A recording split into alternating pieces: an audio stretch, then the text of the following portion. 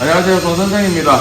오늘은 좀 특별한 영상을 준비하게 되었는데요. 바로 용접 기능장입니다. 그동안 제 채널에서 다루지 않았던 내용인데, 많은 분들이 그 기능장이나 이런 국가기술 자격증에 대해서도 물어보시는 분들도 많고 해서, 그래도 이 기능장에 2019년인가 20년도부터 바뀐 이 기능장 신형 구조물에는 이 배관이 들어가는 것도 있고, 저희가 또 배관 용접 채널로서 한번 보여주자 하는 마음에 기능장도 한번 준비를 해보게 되었습니다. 그래서 우선 용접 기능장은 우선 제가 취득한 지는 좀 10년이 넘었거든요. 되게 좀 오래돼가지고 저희 최근에 계좌가 기능장 친 계좌가 있어가지고 일단 그 내용을 토대로 여러분들한테 도움되고자 좀 설명을 좀 드리도록 하겠습니다. 우선에 기능장 시험을 치러 가게 되면 기능장을 세 가지 시험을 보는데 바로 이 아크 용접하고 그 다음에 CO2 용접하고 TIG 용접을 보게 됩니다. 근데 보통 아크 용접이 이 시험 시간이 가장 깁니다. 이 아크 용접이 3시간 30분이네요. 그 다음에 CO2 용접이 30분. TIG 용접이 40분인데 이 용접 자체가 아크 용접이 시간이 굉장히 길기 때문에 이 진행 자체를 이 TIG 용접과 CO2 용접을 먼저 진행을 하고 나서 마지막에 구조물 용접을 보통 부스 배정이나 이런 걸 받고 나서 진행을 하는 경우가 대부분이라고 하더라고요. 그렇게 해서 오늘은 구조물 용접에 대해서 조금 여러분들께 보여드리고 설명을 좀 드리려고 합니다. 우선에 이 구조물 용접의 특징 중에 하나는 가접을 할 때, 가접부터 좀 설명드릴게요. 가접을 할 때는 우선 아래 보기로 우선 가접을 해도 상관이 없어요. 대신에 용접을 할 때는 이 도면에 나와 있는 대로 용접을 하셔야 됩니다. 이 도면에 나와 있는 대로 자세를 모르시는 분들은 사실 기능장을 칠 준비나 조건이 안 되고 자격이 안 되시는 분들이기 때문에 그런 질문을 뭐 하실 필요가 사실 없고, 이 기능장을 치실 정도면 이제 도면을 어느 정도 보실 수 있어야 되기 때문에 이 용접 자체는 도면에 있는 자세대로 용접을 하셔야 되고, 가접은 아래 보기로 한다, 이렇게 생각을 하시면 됩니다. 처음에 시험을 치러 가면 이 시험장에서 이 유의사항을 보통 함께 읽거나 뭐 같이 보게 될 겁니다. 뭐 나중에 돼가지고 예를 들어서 뭐 이의제기나 이런 것들을 방지하고 하기 위해서 아마 그런 상황이 좀 있을 거고요. 그렇게 하면 시험을 치게 되는데, 이 기능장 시험 특징은 이 구조물 용접이기 때문에 한쪽 방향으로만 용접을 해야 됩니다.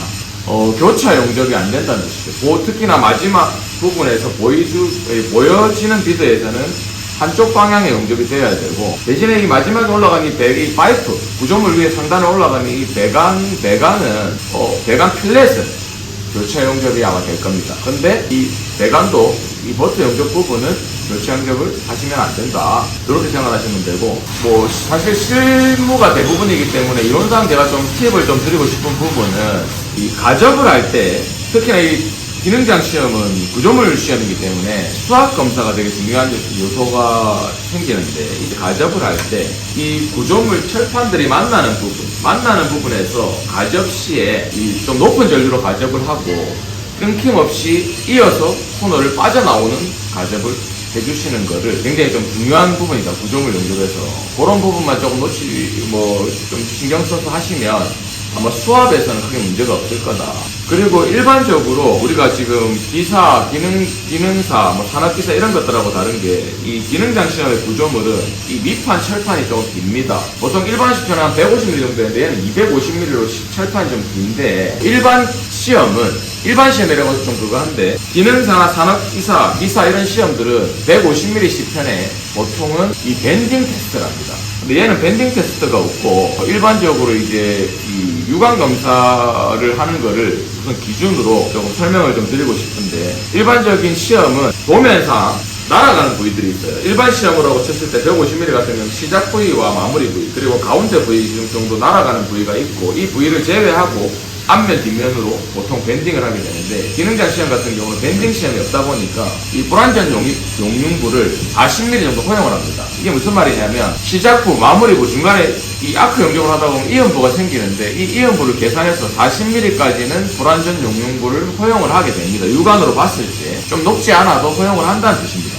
여기서 또한 이거를 설명하려고 영상을 찍은 게 아니고, 여러분들의 팁을 좀 드리고자 하면, 이 될 수 있으면 250mm도 불완전 용융부를 40mm를 허용한다는 뜻은, 허용을 한다는 것이 40mm까지 맞출 필요가 없어요. 최대한 불완전 용융부를 적게 줄이기 위해서는 용접봉의 이음 숫자를 좀 줄이는 게 좋습니다. 그래서 어떤 분들은 뭐 2번에 해라, 3번에 해라 이런 분들도 있는데, 길게 했을 때 용접봉 2봉으로도 용접이 가능하다. 실제 루트 같은 경우는. 그러면 이음부가 최대한 줄어들기 때문에 용접봉을 최대한 끊기고 시작하는 부위를 줄일 수 있다. 뭐 결론은 용접봉을 최대한 끊지 않고 횟수를 적게 써라. 이음부가 없이. 그러면 불완전 용융부가 최대한 줄어든다. 이렇게 생각을 하시면 될 것 같습니다. 그래서 요게 조금 팁이고, 그 다음에 구조물 외에 하나 더 설명을 드리고 싶은 게 모재보다는 무조건 백비도 표면 이상 나와야 된다는 거를 항상 생각하시고, 예전에 지금 기능장 같은 경우는 0.5mm까지 이하까지는 허용을 했다고 합니다. 근데 지금 같은 경우는 무조건 모재보다 튀어나와야 된다. 예전에는 이 0.5mm보다 이렇게 이하까지도 봐줬는데 지금은 이제 그런 게 허용이 되지 않는다고 합니다. 그래서 신경 써가지고 연습을 하셔야 된다.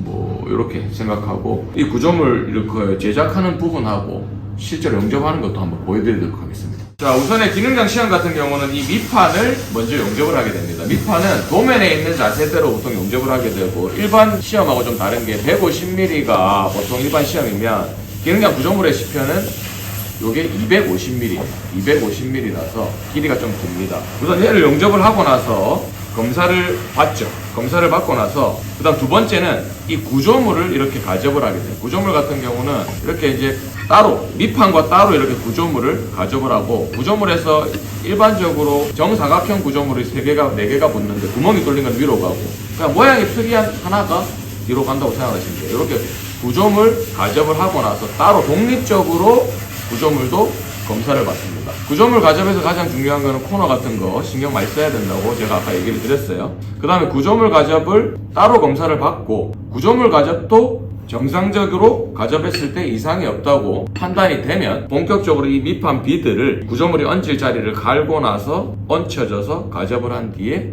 용접을 시작하게 됩니다. 이 가접 공정은 굉장히 간단하니까 뭐 이렇게 가접을 하면 되고, 일단 실제로 용접하는 것도 제가 한번 보여드리도록 하겠습니다.